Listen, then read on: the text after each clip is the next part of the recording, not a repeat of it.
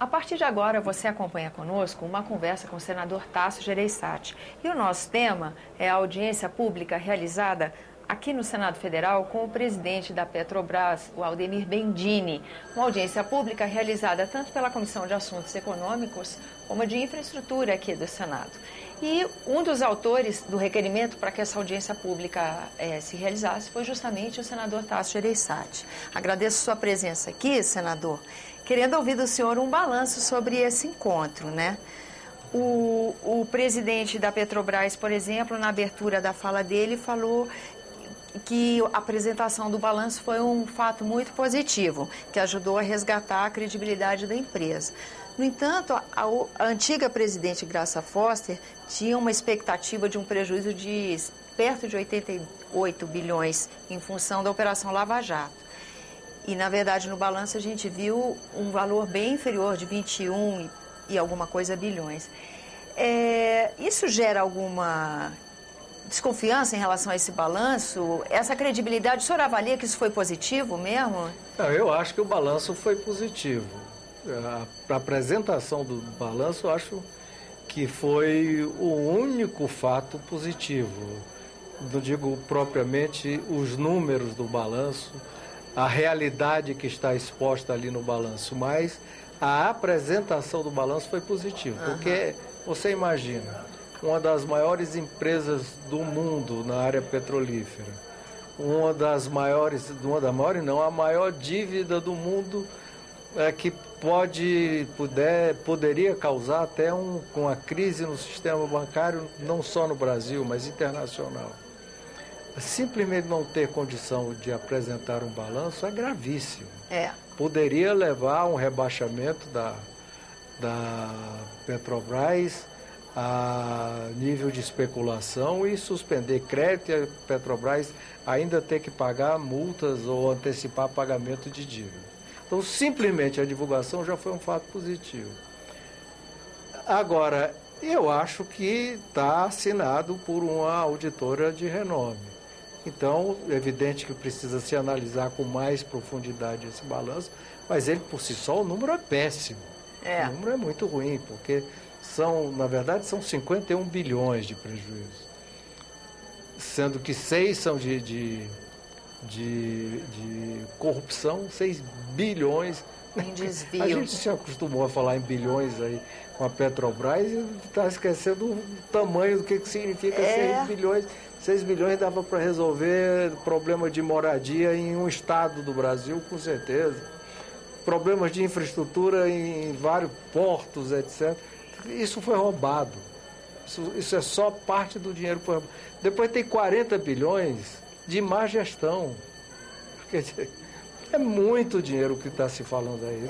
Não se dá nem para se realizar. É mais do que o orçamento do estado do Ceará, acho que somado ao de Pernambuco e talvez mais outros estados. Não, é aviltante mesmo. Mas, senador, eu faço uma pergunta para o senhor falando em auditoria, né? O balanço de 2014, ele não foi apresentado antes justamente porque a auditoria se recusou a assinar, não estava de acordo com o balanço. E nesses anos anteriores, como é que pode uma empresa que é auditada como a Petrobras chegar a apresentar esses números tão impactantes? Essa é a pergunta e fica. Como isso passou pela auditoria, passou pelo conselho, porque já você tem vários níveis de governança aí. Passou pela diretoria, passou pelo conselho, que era para ser o responsável também, que avaliza os resultados apresentados pela diretoria, e passou pela auditoria. Eu acho que todo esse sistema vai ter que ser revisado, porque claramente lá atrás todo mundo engoliu isso aí, ou por incompetência ou por ignorância. Inclusive a presidente Dilma, que era do Conselho, principalmente era presidente do Conselho e tinha sido ministra da área também. Então, isso é muito grave. Agora, o fato positivo é que veio finalmente um balanço auditado em que já a empresa auditora passa a ser, já era responsável, mas agora ela assume criminalmente a responsabilidade pelos números que estão ali. Quer dizer, isso é qualquer fundamental. coisa que venha a distorcer daquilo que tem ali, eu acho que vem mais coisa, mas não para trás, para frente, leva a riscos criminais graves os próprios dirigentes da empresa, não só aqui no Brasil, mas nos Estados Unidos, onde é a sede da empresa. Agora, você me perguntou, estávamos conversando aqui antes de entrar no programa, se eu fiquei satisfeito com a sabatina do presidente Bendini. Eu fiquei pela mesma razão. Pela primeira vez em anos, alguém da Petrobras vem aqui falando a verdade, dando a impressão, pelo menos, que está falando a verdade. Eu não sei se você lembra, mas eu fui o primeiro, talvez, e o único senador a denunciar a Petrobras aqui ainda em 2008. Além de denunciar, alertei para as dificuldades financeiras que a empresa poderia entrar diante de todos aqueles malfeitos que estavam fazendo. E naquela época, eu me lembro, a liderança do governo aqui ficou indignada, era um ato antipatriótico, Petrobras era o exemplo, era o símbolo, mais grave ainda, porque era o exemplo e era o símbolo do Brasil lá fora. E de lá para cá eu me acostumei a ver gente da Petrobras, ou ligado à Petrobras, ou falando de Petrobras, vindo aqui mentir. Mentir na televisão, mentir durante a campanha, mentir na CAI, mentir na CCJ. E agora veio uma pessoa que me pareceu, sinceramente, que estava falando a verdade. Mais credibilidade. E aí, falando para frente dessa mesma pessoa, estratégias para o futuro da Petrobras foi outro tema da audiência, né? Onde foi anunciado que a ênfase vai ser muito mais na exploração do que na construção de novas refinarias. Mas isso acaba esbarrando em estados que já tinham a expectativa de projetos de refinaria, como é o caso do Ceará, não é? Mas nem na exploração. Não ficou bem claro o que o presidente disse, por isso que eu disse que falou a verdade. Para mim, ficou claro que, inclusive para investimentos na exploração, a Petrobras não tem dinheiro.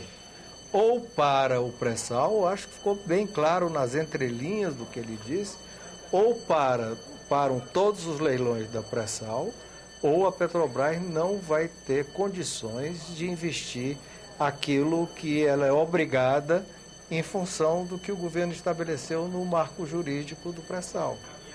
Então vai ter que parar o pré-sal também, porque a Petrobras não tem condição. Ou muda-se o regime de partilha, volta para a concessão, acaba-se com a obrigatoriedade da Petrobras entrar com 30% e acaba-se com a questão do conteúdo nacional, que o presidente também disse que a Petrobras não está cumprindo. Ou seja, tudo ficou muito claro. Ou seja, está tudo em xeque. O que o senhor acha de parar esse regime de partilha e voltar com... O que o senhor acha dessa possibilidade? Nós não temos Não vai ter saída. Não vai ter saída, ele deixou isso muito claro. Ou para o pré-sal, que é outra dos grandes sonhos que foi prometido nos seus dias de delírio do governo Lula e Dilma. Não, e há políticas públicas na expectativa desses recursos, como é o caso da educação, né? Exatamente nada. Tudo isso virou fantasia. Ou se muda, se convida outras empresas para participarem, acaba-se com o conteúdo nacional e volta-se a deixar de fazer demagogia com a coisa seríssima e fazer política séria, política econômica e política de investimento. Mas eu queria falar um pouquinho, se você me permitir, sobre as refinarias, porque toca o meu estado do Ceará, que aquilo foi uma farsa. Na verdade, a Petrobras, e eu também denunciei isso aqui, já em 2008, 2009, Petrobras não tinha, já naquela época, quando não se sabia do tamanho desses rombos que estavam sendo feitos, investir em 3 refinarias, que era Abreu e Lima, Prêmio Ceará, Prêmio Maranhão e mais o pré-sal. Evidente, bastava fazer conta que via que era impossível. Mas a demagogia do governo não tinha limites. Demagogia do Lula, demagogia da Dilma. E eu fiquei anunciando de novo sozinho. Isso é uma farsa no Ceará. Está montando uma farsa. E ele hoje também disse com toda clareza que não tinha a menor possibilidade de fazer refinaria nenhuma nesses próximos, no governo Dilma, pelo menos. Senador, falando desses 2 momentos em que o senhor já atuou aqui como senador e agora na sua volta, qual é a sua expectativa de trabalho, porque muita coisa mudou, né? A conjuntura está toda diferente. A própria relação das duas casas, Câmara, Senado, com o Palácio do Planalto, é um outro momento muito diferente. E o senhor vem relatando dessa experiência de já ter denunciado problemas que na época não tinham ambiente, não tinham alcance. Como é que o senhor vê seu trabalho agora nesse outro momento? Está muito diferente. Primeiro, na verdade, aqui eu usar uma expressão bastante popular nossa, essa aqui está o samba do crioulo doido, né? Porque está sem governo.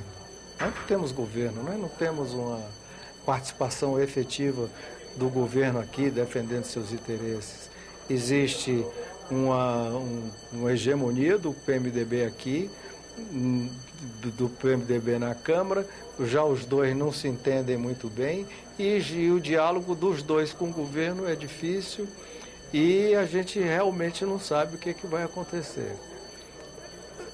É um momento difícil. Nós, daqui para o fim do ano, acho que a gente encontra aqui no Senado, porque o parlamento vive da conversa e é construindo isso com serenidade, com calma, que nós vamos encontrar uma maneira desse país não ficar à deriva. Agora, pelo menos a arrogância do PT acabou aqui, porque nós não podíamos, por exemplo, esse é o caso típico da Petrobras. Eu cheguei, pedi audiência pública da Petrobras aqui, o PT não deixava. Enfim, vários outros escândalos que estavam evidentes, que começaram a acontecer. Essa arrogância do PT aqui terminou. E toda essa política demagógica que foi consagrada, entre aspas, aí, também bateu no chão da verdade. Temos agora que não só deixar as coisas ruírem, mas encontrar o caminho de reconstruir de uma maneira diferente. Senador, eu agradeço a sua presença aqui no nosso programa. Eu que agradeço, foi ótimo. Agradeço também a atenção de você que nos acompanha, lembrando que esse é o programa Argumento e que você está sempre convidado a fazer sugestões e críticas ao trabalho da TV Senado. E para isso é 0800 61 2211. Agora, se você quiser rever esse ou outro dos nossos programas, senado.leg.br/TV. Até a próxima.